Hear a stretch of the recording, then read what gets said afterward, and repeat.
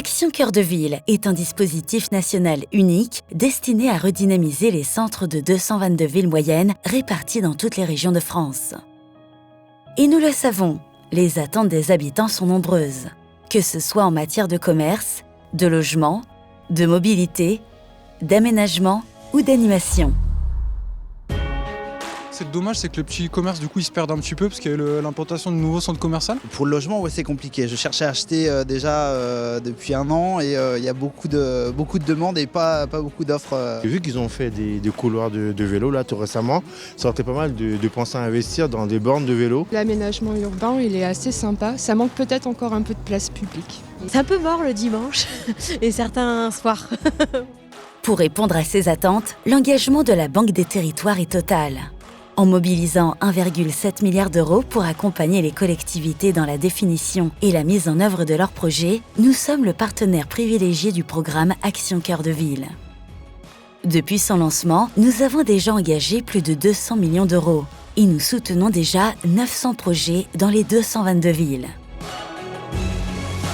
Au-delà de notre engagement financier, la Banque des Territoires fait vivre cette dynamique en organisant les rencontres Cœur de Ville qui permettent aux villes concernées d'échanger et de partager leurs expériences, comme à Poitiers en 2018 et à Arras cette année.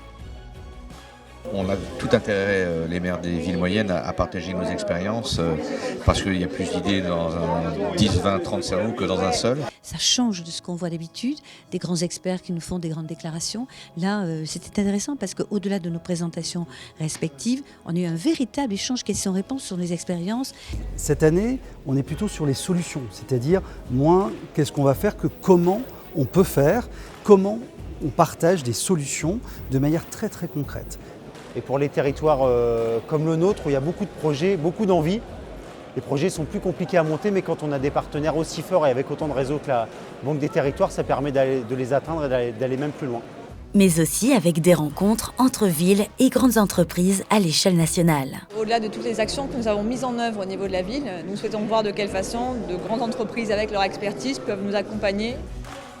Je trouve que c'est une excellente idée parce que ça met du lien entre les gros groupes qui sont souvent un peu, j'allais dire, inaccessibles et puis le territoire où on a besoin de les faire venir, de les rencontrer et de leur faire connaître notre territoire.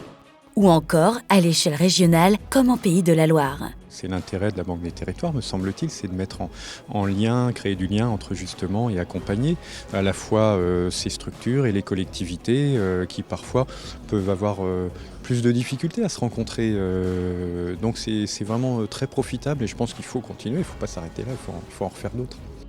Des rencontres nationales, régionales et déjà plus de 3000 réunions sur le terrain entre les équipes de la Banque des Territoires et les villes bénéficiaires du programme.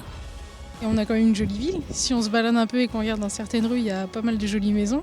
Ce que j'aime beaucoup dans ma ville, c'est surtout la convivialité. Alors je trouve que c'est une ville de taille moyenne, ce qui est bien parce que c'est-à-dire que tout est proche. Avec Action Cœur de Ville, la Banque des Territoires accompagne, agit et se rend utile pour faire battre le cœur des villes dans tous les territoires.